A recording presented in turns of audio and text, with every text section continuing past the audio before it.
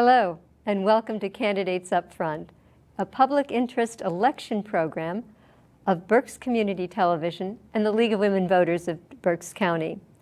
Our November 7th general election is coming up. Citizens who are 18 or older will vote for judges, school directors, and township, borough, and city officials. The deadline to register to vote is October 23rd. To check your voting status, go to vote.pa.gov. That's vote.pa.gov.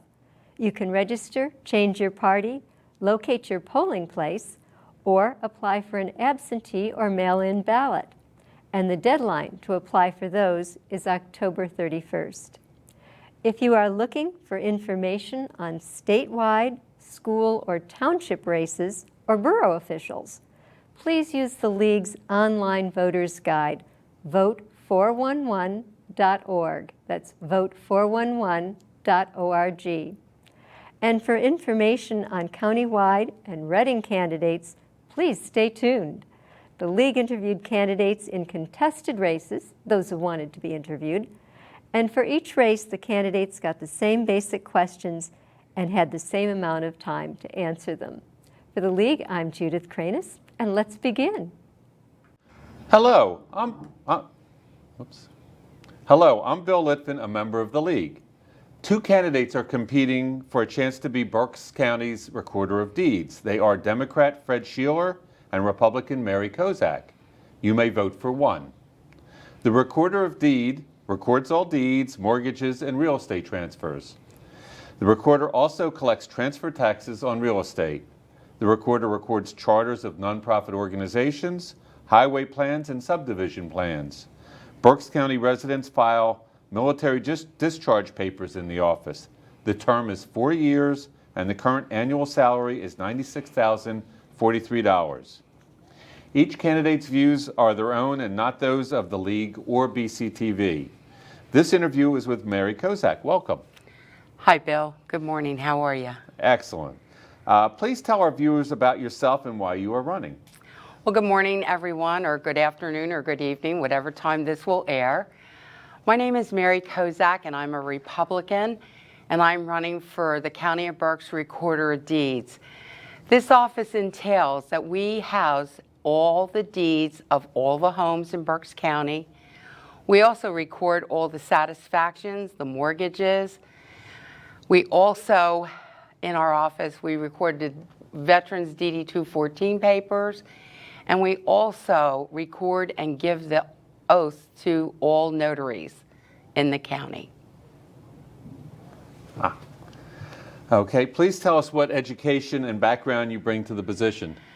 I come into the position with a private school background, and I also attended Bloomsburg and Penn State universities. Also, I come with a sales degree and marketing. I was in sales for years, and I also am a caregiver, and I am involved with developmentally disabled individuals. What personal qualities do you have that would help you to be an effective Recorder of Deeds? First of all, you need to be a people person, and I am a people person. There's no doubt about that. I'm not afraid to be out there on the front line and actually listen to people, to hear what they have to say. And it's not just with your deed that you need to listen. A lot of people call me and they ask for their deeds after they pay their home off. Your deed isn't after you pay your home off. Your deed should be received at your settlement or shortly thereafter. When your mortgage is paid off, your financial institution is responsible for sending you your satisfaction of your mortgage. And that is one thing most people are confused with. And it's up to the individual, and in my case, me, the recorder, to assure that person. And if they don't have their deed, if they come into my office, I will hand sign in front of them a replica of their deed with a what I'm trying to say is that I give them a notarized copy of their deed. Okay. The recorder collects transfer taxes on real estate. This is the money sellers pay the state and other taxing agencies when a deed to a property is sold. How will you assure that the correct amount is paid promptly to the state and to each agency? That is one thing my team does. We check the entire document when it comes in. We're not, in fact, the fact checker, but what we do is we make sure all the monies that are to be collected are correct. It is not our job to write the deed or bring it together. It is our duty to make sure that all the proper taxes, all the proper fees are in place. And at the end of now this is done every day. For every document that comes into the office, we do this. At the end of the month, I take those fees and we do an end-of-month statement, which goes right to the state. We transfer all the monies out that go to the different municipalities, the boroughs, the school districts, the county treasurer. That's what our job is with the end of that procedure. Okay, so it's paid monthly. It's paid monthly. Okay. Actually, Bill, to just elaborate on that is every day we have a banking that we do. Okay. And then at the end of the month, it is transferred to the county, the state, the municipalities. It would be impossible to do that every day. Sure. We do it every day in the office, but it's once a month that it goes out to the different municipalities and the school districts and the county treasurer. Okay. Please explain the common level ratio and how it affects our taxes.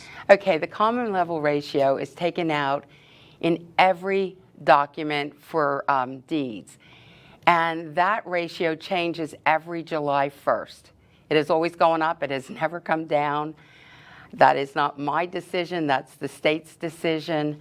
And that common ratio right now is 2.25. Okay. No, I'm sorry. I correct myself.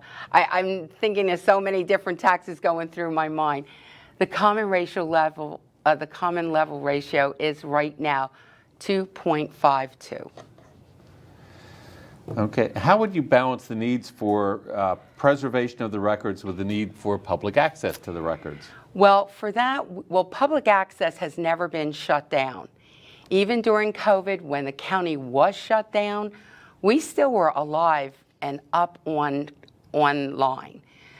I, myself, and 2 others from my team were in that office every day. That office never shut down. I had no control on locking the door. That was not my decision. But as soon as all the bans were lifted, my door was open, or I should say the county's door to the Recorder of Deeds office was open and welcoming to anyone that wanted to come in. Anyone at any time can call. My team or myself will answer any question. And I am no better than my team because I am one of the team members. And when a call comes in, that call can also come to me. It's all on a line, and it goes from one to the other to the other.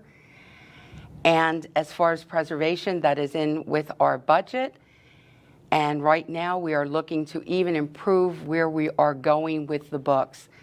They're all online right now, from 1752 to today. They're all online. So the oldest records are 1752? 1752, when the county was discovered. What should voters know about this office? How is it important to them? This office is important as far as we're the custodian of all these records and all these documents. We have everyone. It's a triple backup that we have going in the county. We keep improving them. My predecessors and predecessors before us have each did their own job. What I am doing is taking it into the next century. And the process and the paperwork has already been signed for the next step. And it's a matter of it just implementing itself and going through. It's a lot of work to do, but this county is worth it, and this office is worth it. And your documents, your records are worth the world to me and to you. And it should be done like that. So what is that next step then that you're talking about? Well, I don't really want to talk about Okay. it. It's the next step into the future. Okay. Many people hearing what the office does wonder why it's an elected position. They would hire a records retention expert at a far less salary than $96,000. Do you feel it needs to be an elected position? And explain your answer. Well, first of all, it is county records. And county records should be kept in the county. They should be kept with an elected official that is entrusted to this. It's an honor and a privilege to serve and to keep those records. And they're important to the individual. And there's no question that it shouldn't be an elected office. And most people, if they have a job, it's a 9-to-5 job or an 8-to-4 job. Well, I never had those hours. I was never privileged to have those hours. Because if I think of something and I have a laptop, I go right in, whether it be 2 o'clock in the afternoon, 3 o'clock in the morning, I could get in there and do something immediately. Okay. When the housing market is hot and many houses are being sold in a short period of time, how will you assure that deed transfers are recorded promptly? Well, I know that's a big question, and I'm going to address that. We have a staff that can do that. We receive a document one day, it's recorded and back. It's a 2-day process. It's received, recorded, and then it is up on our line within 48 hours. 24 to 48 hours is a good turnaround. Of course, during the unprecedented times of the COVID, when you're crippled with just 3 people to do the amount of documents that we had during that time, more homes sold during, and this is without a doubt, the most amount of homes ever sold was during COVID. And it was during that shutdown where an office might receive 100 documents a day, and we were receiving over 1,000 a day. And when you have people working from home, and even their computers were slow because the whole county was shut down, the whole state for that matter was shut down. So everybody was working from home, online, and that slowed up the lines, which slowed up our process. And we got as far as 5 days behind, but we worked diligently and we kept working. We never stopped. We never stopped coming into that office. We never stopped working from home. We did the best of our ability to do and put it out. It's nothing about personality. It's nothing about the person involved. As their leader, I led them through this, and they kept on going. They had the challenge just like I did, and we made it through, and I'm very proud of my team. If elected, what do you plan to accomplish in the next 4-year term? Well, as you started to say, Bill, we have something new that is going on, and I'm working with our vendor, and it was a long research into this. I started this at the beginning of the year. As you know, technology changes as soon as it's out. Like the iPhone 15 came out, well, they already started working on the 16, and I'm not promoting iPhones. But that's how the technology changes, and it changes fast, and you have to be up with it.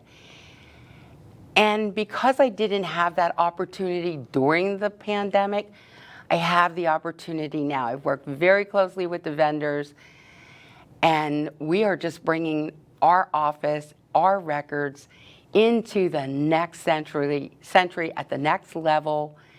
I'm very proud of this.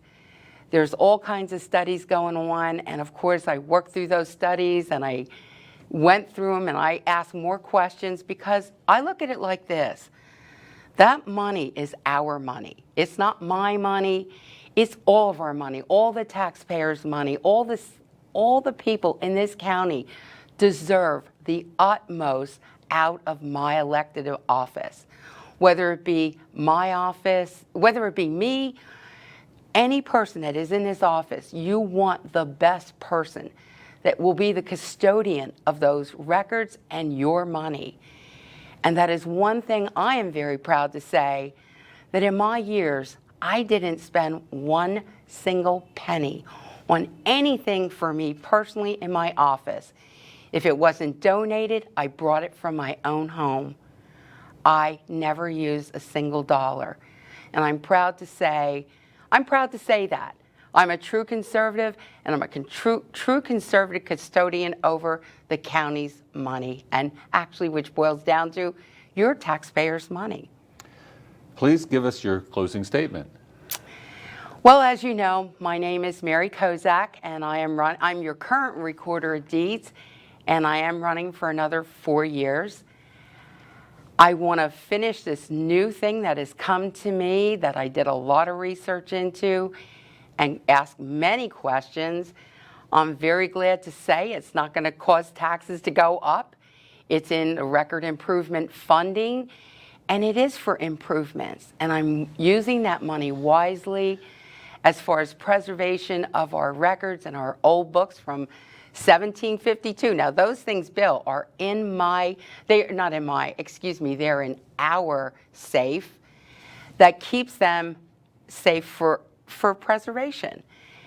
And there is talks now moving even these books into the next level, into preservation.